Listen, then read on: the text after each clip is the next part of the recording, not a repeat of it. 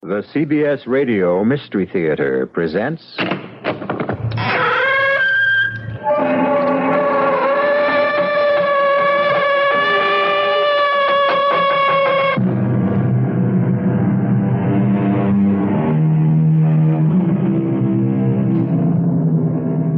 Come in.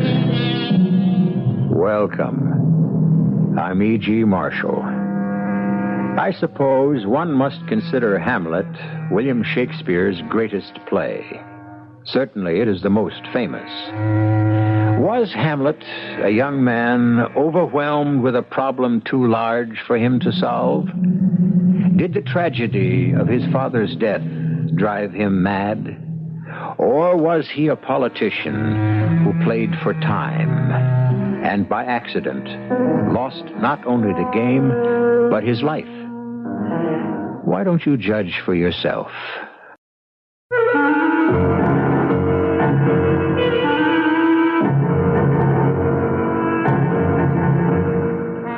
Our mystery drama, Long Live the King is Dead, was freely adapted from the immortal Shakespeare play, Hamlet, especially for the Mystery Theater by Ian Martin, and stars Tony Roberts. I'll be back shortly with Act One.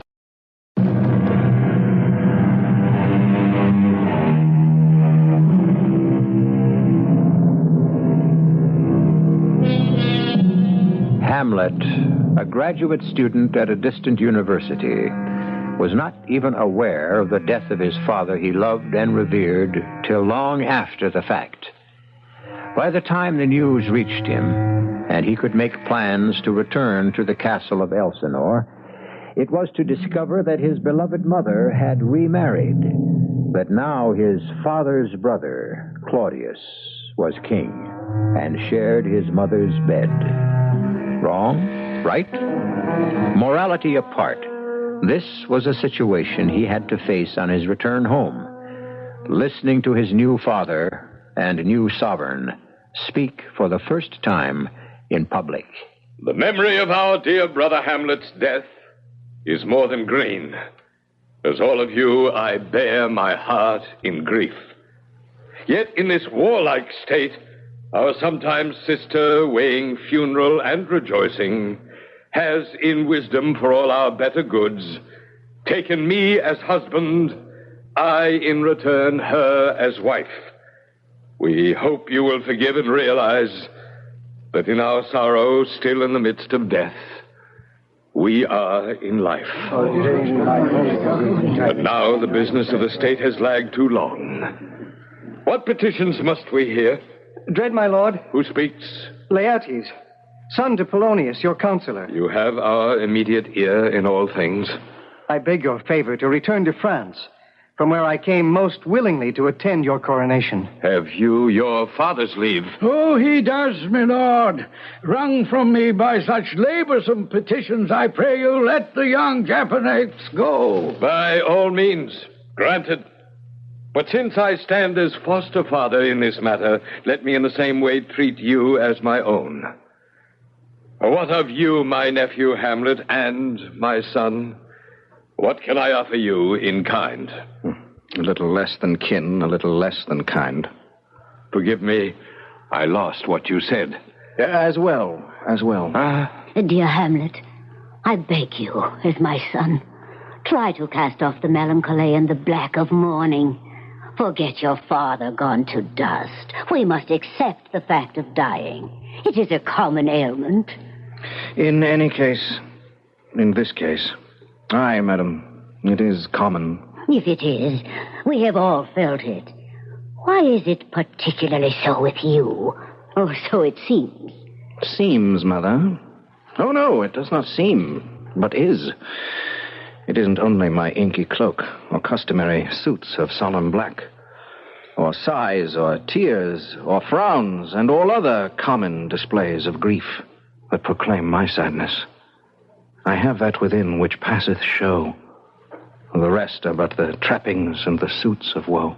It is noble and commendable in your nature, Hamlet, to mourn your father. But we must mourn in reason. If I may serve in some sense, think of me as father. You. A poor substitute, but at least your father's brother. I would not ask you except... Except what, Uncle? Well, for many reasons, I would urge you not to return to school in Wittenberg, but to stay here for your mother's sake and mine. Dear Hamlet, let me add my prayer to that. I shall, in all my best, obey you, madam. Why, there's a fair reply, and loving, too. I promise you that you are as myself in Denmark. Do you agree, Gertrude? Of course, dear husband. I cannot tell you, son, how happy your agreement with your mother's wish and mine has made us. Now, at last, perhaps Denmark can smile again, and we may bring some laughter back to court. Come, my queen. That it should come to this. But 2 months dead. No, not even that long. So excellent a king and man, compared to my uncle. A god to a gargoyle. I remember how loving my father was to my mother, and how she hung on his every word and look with a hunger of love that never could be satisfied. And yet within a month... Oh, frailty, thy name is woman. 1 little month before the tears were dried, she married my father's brother, and with indecent speed crawled with him between incestuous sheets. Oh, that this too solid flesh would melt and vanish, or that God did not forbid self-slaughter. How weary, stale, flat, and unprofitable all reason in life seems to be. For what has happened cannot come to good. But I must let my heart break while I bite my tongue. Your lordship? What? Oh, Horatio, what brings you here from Wittenberg? Oh, tired of books. Decided to play truant. Oh, not you, my friend. Come, speak out. What brings you here to Elsinore? Well, I came to see your father's funeral. Don't mock me, my friend. I think it was to see my mother's wedding. Indeed, my prince, it followed very fast. Oh, it's sheer thrift, Horatio. The funeral meats serve to feed the wedding guests. It turns the stomach.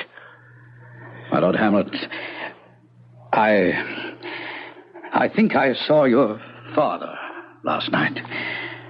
My father? My father, the king, my father? Where? Well, let me explain. I have 2 friends, members of the palace guard, standing their watch some nights after your father had been at last laid to rest. They were, both of them, shaken and terrified by the appearance of a figure on the battlements, armed head to foot, who did not speak, but seemed in some dumb fashion to implore their help. In desperation, knowing not what else to do, they sent word to me, and I came. And did you see this apparition? Yes, Hamlet, I did.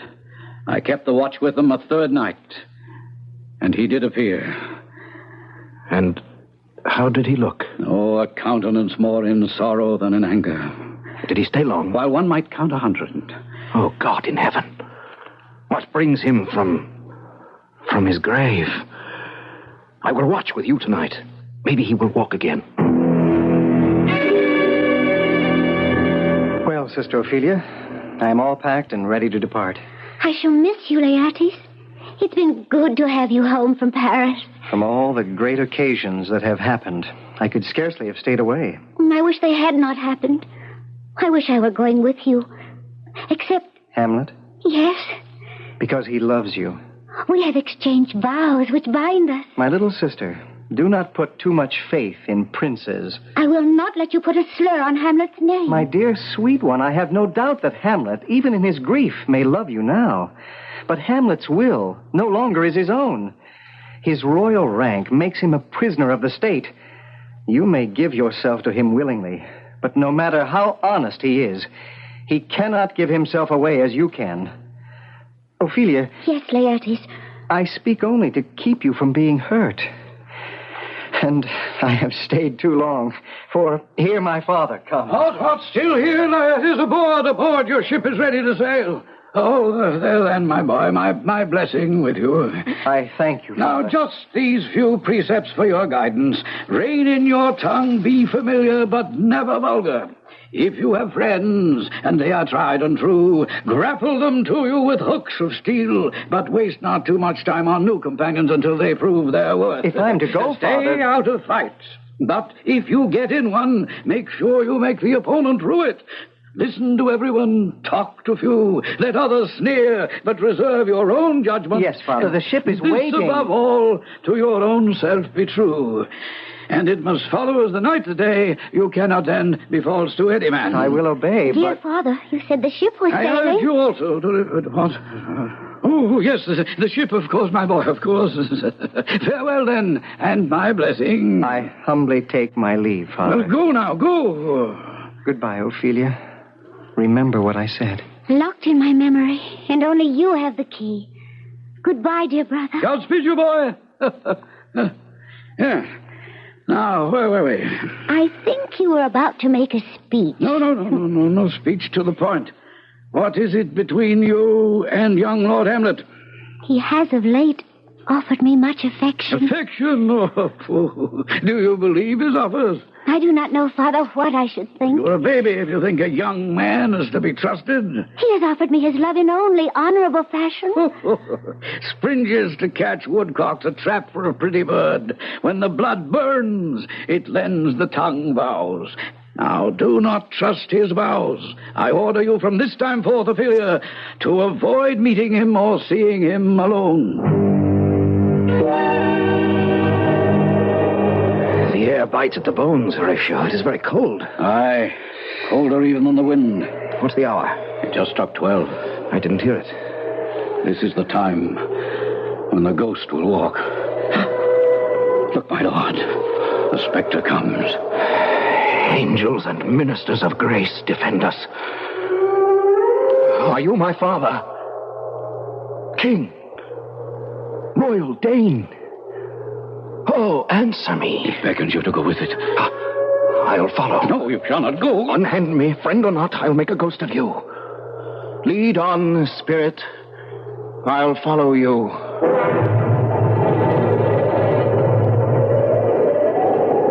I'll go no further. Speak. I am your father's spirit.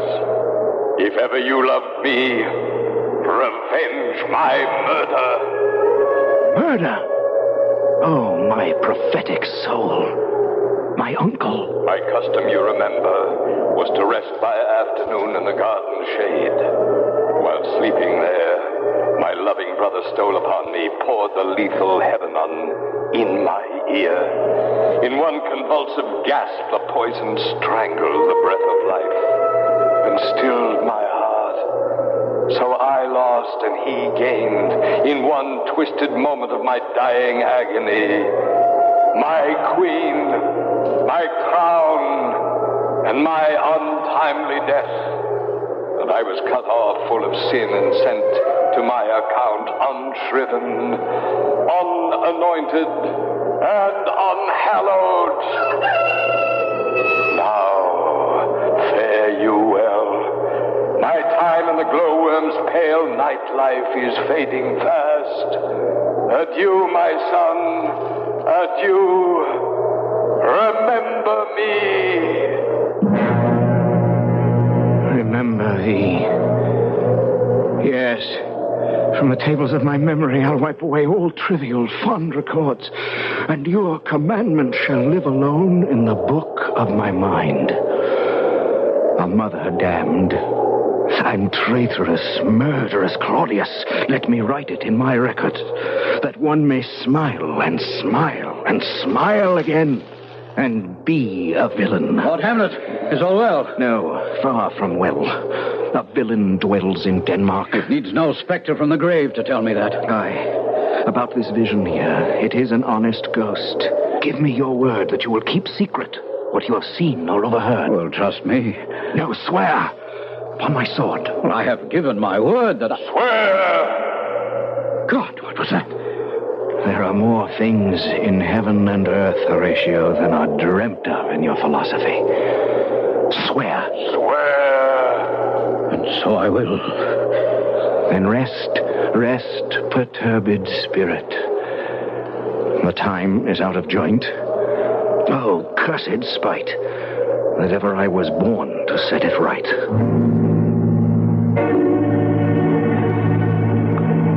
So Hamlet now must trace his tragic quandary. Will he believe a ghost, a figure perhaps conjured out of his grief-stricken mind and his dislike of his uncle? Or can he accept the fact of a murder committed by someone in so high a place that no ordinary justice can bring him to trial? Is he mad or sane? For if he is sane, he seems to be the only one in this world. I shall return shortly with Act Two.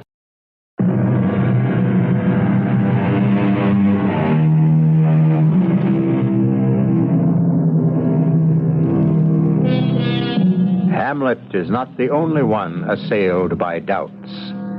Claudius' conscience is disturbing him, and he is afraid of Hamlet as a threat to his uneasy throne. He is more and more frantic to find out what Hamlet's thoughts are, and to this end, he brings to court two friends of Hamlet's from younger days, Rosencrantz and Guildenstern, and using their venal nature and ambition for advancement, makes them spies. Nor is he above trying to use his doddering old chamberlain Polonius, and through him, his daughter Ophelia, as informants.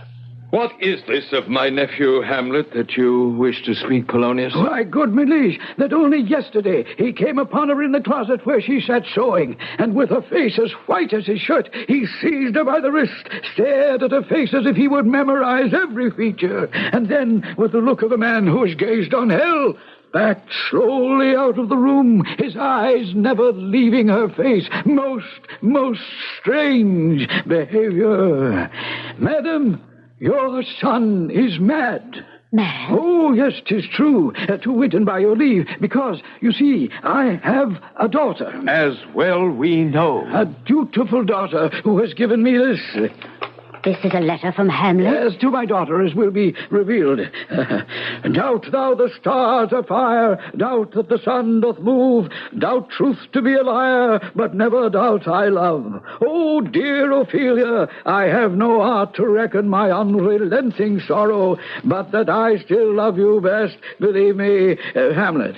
Now, this letter from obedience my daughter showed me. And how does she receive his love? Oh, Lord Hamlet is a prince above her station. Thus she must lock herself away from him, refuse his company, receive no token. And do you think this has driven him mad, How can we try this further? My lord, may I suggest we could arrange a meeting between my daughter and him, while you and I, or madam, might hide behind the tapestry that drapes the wall. By God, we'll try it. My poor sad son approaches. Then we can make a first assessment. Now, quickly, your majesties, hide yourselves away, and let me intercept him. Come quickly, Gertrude. Well, God of mercy, look who's here. Oh, you know me, sir. Oh, very well. You sell fish? Not I. Oh, it's a pity. I wish you were so honorable a man. Have you a daughter? I have. Oh, keep her out of the sun. Light is the father of conception, but not the way you'd like your daughter to conceive. Guard her. Still harping on Ophelia? You see the man of wit, my lord. What are you reading? Words. But what is the matter? Between whom? I mean, what is the subject of what you read? Oh, slanders, sir. For here this satirist says that old men have wrinkled faces, a lack of wit, and woefully weak legs, which is not fair, you see, since you could be as old as I am if, like a crab, you could go backwards. Though this is madness, there is method in it. Will you walk with me into the air, my lord? Into my grave? Yes, indeed, that is out of the air. But my lord, may I most humbly take my leave of you? You cannot, sir, take from me anything I will more willingly part with. Accept my life. Accept my life. Fare you well, Lord Hamlet. To be or not to be, that is the question. Whether it is better in the mind to suffer, or end a sea of problems by the sleep of death. To die. To sleep. Aye, there's the flaw. For in that sleep, when we have shuffled off this mortal shell, the dreams that threaten to haunt our peace forever must give us pause. Thus conscience makes cowards of us all, and makes us bear the ills we have, afraid of others we cannot know, nor dare to risk. Oh, God. Here comes Ophelia. I cannot drag her down with me. Ah, sweet one, in your prayers remember me, and all my sins. Oh, Hamlet, how do you feel today? I humbly thank you. Well. I have remembrances of yours I should return. Will you take them now? I loved you once. Indeed. You made me believe so. You should not have believed me. I would have taken you unwed, but that's desire. I loved you not. I was the more deceived. I thought... Get thee to a nunnery. Would you want me to make you a breeder of sinners? I beg you, sweet my lord. I am sick of womankind. God gives you one face and you make yourselves another. I will stand no more of it. You've driven me mad. I would proclaim as prince, there be no more marriages. All those that are married already may live, save one. Save only one. You still hear, Ophelia? Then I shall take my leave. But hear me, to a nunnery. Go. Oh, God. Please help him. Hush, child, and forgive him. He's not in his senses. This mad, raving mad. I wonder. Your Majesty and Father, to see such a noble mind overthrown, it breaks my heart to see him as he is. Take her away. Come, child. We shall weep our tears together. Well, you see, my king, quite mad, quite mad. But what I heard him speak was not like madness. I think his purpose different, although I'm not sure what it is. I still think his grief is from neglected love. Can we not try once more? Try what? Well, the players are here, and all will be bustle for tomorrow's entertainment. But by the day following, if you hold it fit, let Hamlet meet with the queen, his mother, and let her chide him and entreat him to tell her what cast him down. I shall be hidden behind the curtain, unknown to them, and will report their conference. Yes, it shall be so. Madness in anyone great enough to shake the throne must never unwatched go. Polonius, I hear the players are to be here. Why, so they are. Will you come to the play? No. More than that, I would like to talk to them. They are old friends and might lift my spirits. Well, then relief is not far away, for here they come. You are welcome, masters. You are welcome all. I am glad to see you. You, sir. You are disguised in the face since I saw you last. Do you come to beard me in Denmark? This beard is better covering than the wrinkles age has put on my face. It suits you well. How good to see you. Let's not wait for tonight, but give me a foretaste now. Let me have, my favorite speech. What one is that, my lord? It begins, as I remember... The rugged Pyrrhus, he whose sabled arms, black as his purpose, did the night resemble? Yes, that's it. Let's have it all. Did the night resemble when he lay couched in the ominous horse, hath now his black and dreadful complexions. Unless things mortal move them not at all, would have made milch the burning eyes of heaven and passion of the gods for Hecuba. Bravo. Bravo. But you must make all ready for tonight. On to your quarters. Stop a moment, friend. Yes, Prince. Can you play The Murder of Gonzago tomorrow night? But of course. And you could, for me, insert a speech of some 12 or 16 lines which I should set down for you. Give me only time to commit them safe to memory. You shall have it, I promise. Now, leave me and make your preparation. With all dispatch, good Prince Hamlet. No, I am but a rogue and peasant slave. Is it not monstrous that this player here, all in a fiction, in a dream of passion, can create the emotion to distract himself to tears? And all for nothing. For what? For Hecuba. What Hecuba to him, or he to Hecuba, that he should weep for her? What would he do if he had the motive and the cue for passion that I have? Why, he would drown the stage in tears, make the guilty mad, and terrify those still unstained by guilt. Yet I, the son of a dear father murdered, prompted to my revenge by heaven and hell, unable to face my cause, can only unpack my heart with words.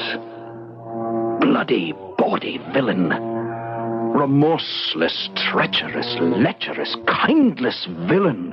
Oh, vengeance.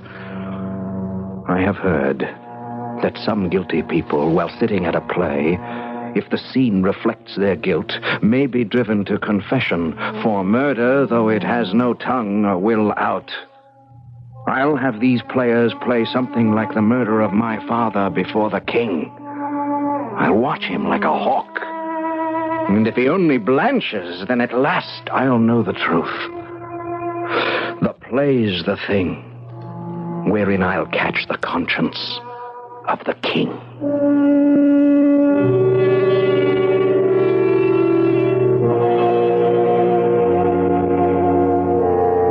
At last, it seems young Hamlet has, in the words of Lady Macbeth, screwed his courage to the sticking point.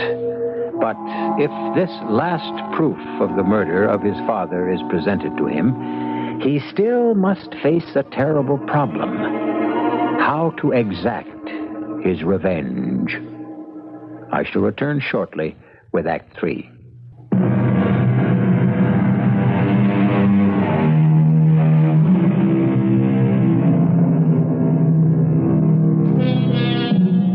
It is the evening of the play. About the dais where the play will be performed are seated Ophelia, Polonius, Horatio, Rosencrantz, Guildenstern, and all the nobles of the court and their attendants. An expectant buzz fills the hall. And beside the empty seat saved for Hamlet, his friend Horatio sits in some excitement, since, as a soldier, a play is a new experience for him. Now, as they wait, Hamlet turns to the player who will enact the king. Speak the speech, I pray you, trippingly on the tongue. Don't mouth it as some of our players do, or soar the air with your hands. You have the words I wrote. I have indeed, Your Honor. Good. Be not too tame, though. Let your discretion judge that. Suit the action to the word to the action. The whole purpose of the actor is to hold the mirror up to nature. That should be the first and last end, for it overdone... Oh, here come the king and queen. While I take my seat, make ready.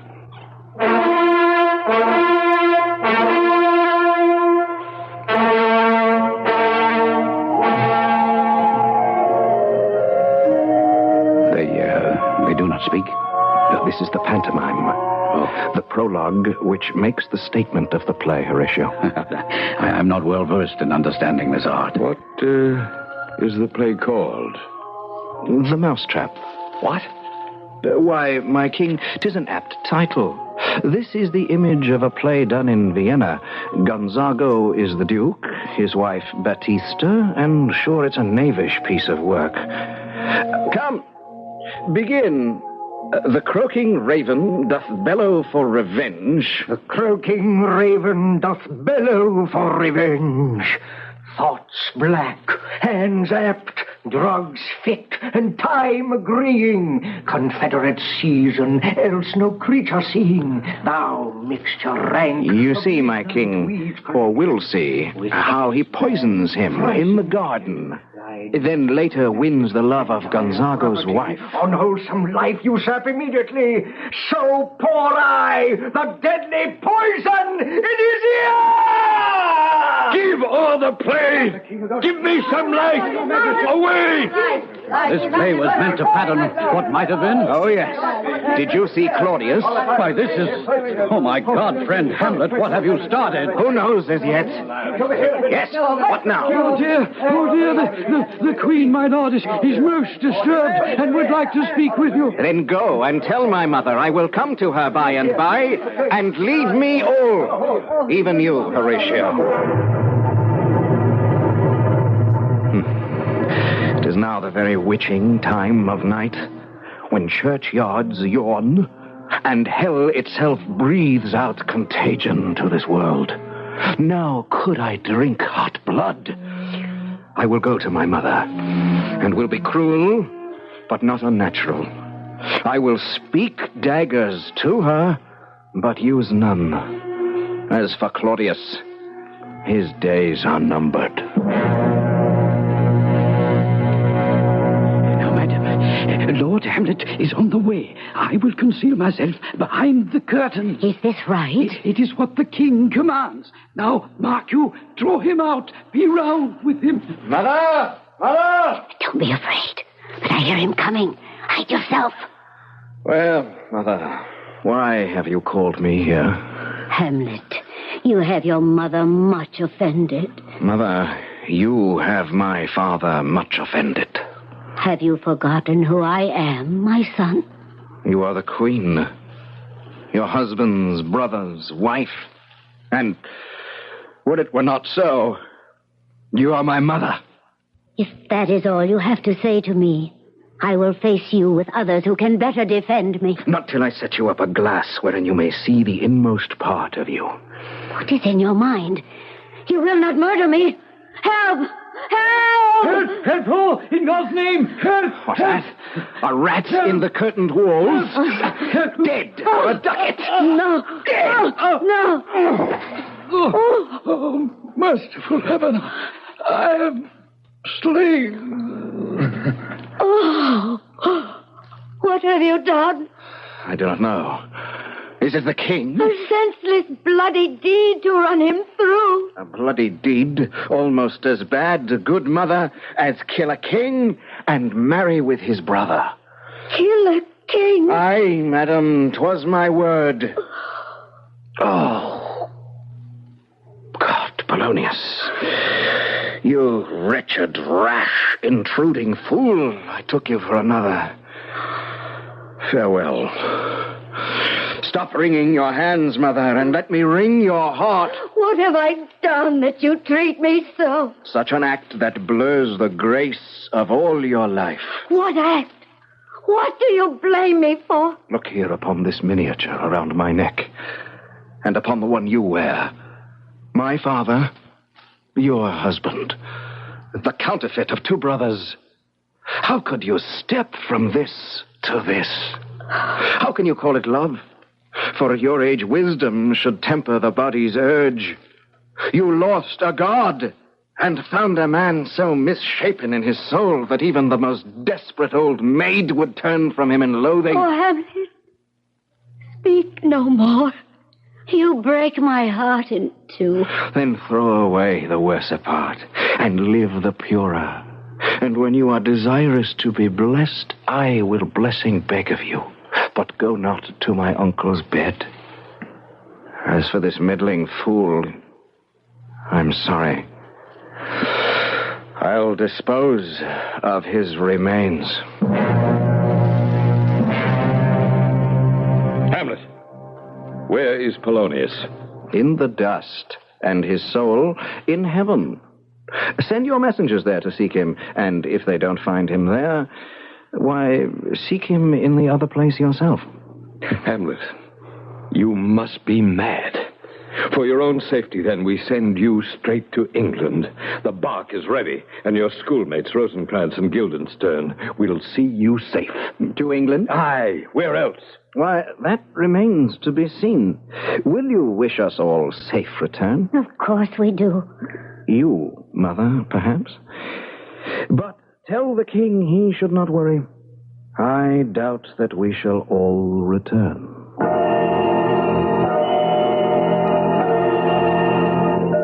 Ophelia mad? She came to you thus? It wrung my heart. Poor, pretty, lost little soul. Oh, the poison of grief springs from her father's death. Gertrude, when sorrows come, they don't come in single file, but marching wide, like legions. Oh, my God! Blood will be spilled! Oh, Laertes! Oh, God! Oh, no, let him pass! My good Laertes. Where is my father? Dead. But not by Claudius. Let him demand his fill. I'll not be juggled. To hell with allegiance. I will know the truth. I'll be revenged most thoroughly for my father. How did you gain the news so soon? My sister sent me word. Where is she? I would not haste to see her. Let all be revealed. Here she comes now. Where? As you can see. That is my sister Ophelia? Poor suffering maid. She walks as though blind, her head atilt. Her eyes are as vacant as the grave. Many a tear. Sister? You must sing down a down. Ophelia? Don't you know me? I know Rosemary. That is for remembrance. Pray, love, remember. And pansies. That is for thought. Why, she is mad. There is fennel for you, and columbines and rue. I would give you violets, but they all withered when my father died, and I was abandoned by my love. Do you see this, oh God? Laertes, I must talk with you alone. Come, go with me.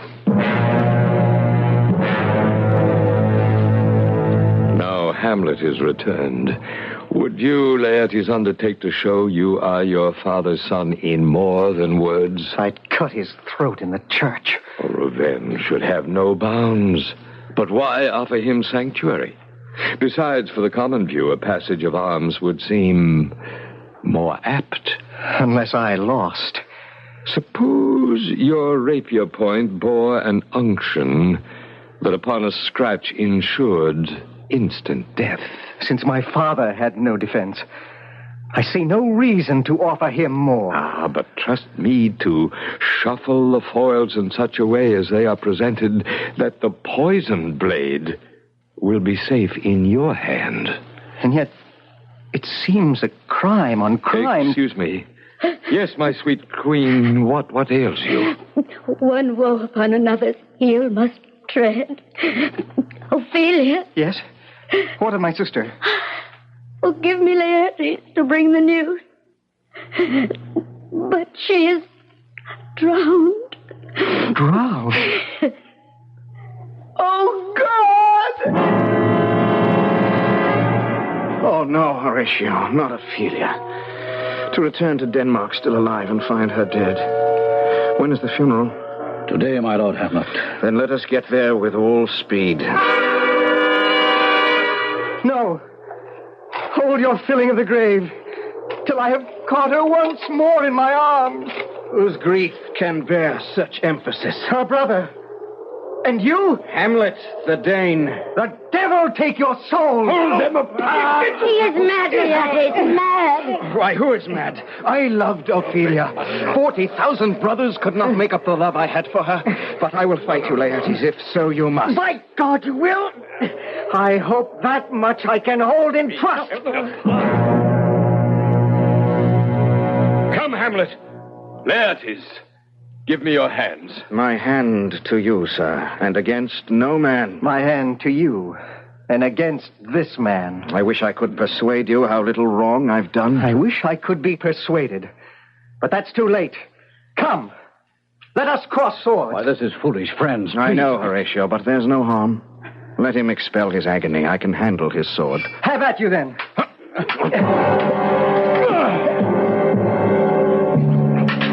A hit! A palpable hit! Well, again. Stay. Let us drink. Hamlet, take this cup. To your health. I'll play the bout first. Then I'll drink to you, my son. Oh, no, Gertrude, no. What is it, Mother? Die, murderer, die. Your skill at swordplay shall not save you. A thrust in my back? Why, damn you. Double damn. I wrest that vicious sword from you and return treachery for treachery. Oh, God. Fear not. It's but a passing wound. Not with the poison rapier you took from my hand. Poisoned? Then we are both. Oh, what was in that draught I took? The draft I put by, but I can see it all now. He put the poison on my sword. And the poison in the drink. Oh. So, die, villain. Die! Oh, Hamlet. No. And if that's not enough, give me the cup. Open your mouth, tyrant. Swallow your own death notion. No.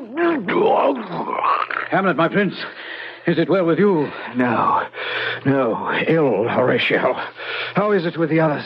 The queen is dead. The earth is fast upon. The king is writhing in his last agonies. So be it. Now, at last, I die. Horatio, in this harsh world, draw your breath in pain to tell my story. The rest is silence. My lord. Oh. Now cracks a noble heart. Good night, sweet prince. And flights of angels sing you to your rest.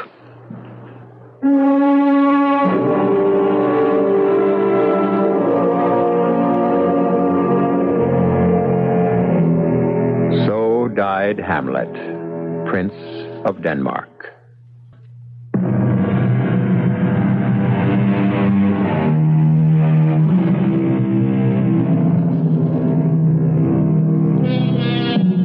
The play Hamlet was staged in the first year of the 17th century, 275 years ago.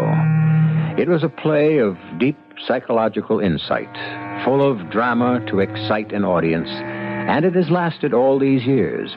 The people and the problems are not so different from what we have today. Only the genius of one man has guaranteed that the play will last, as long as language remains our means of communication, and radio is one means of bringing that to you. Our cast included Tony Roberts, Ian Martin, Arnold Moss, Evie Juster, and Bob Caliban. The entire production was under the direction of Hyman Brown. This is E.G. Marshall inviting you to return to our Mystery Theater for another adventure in the macabre.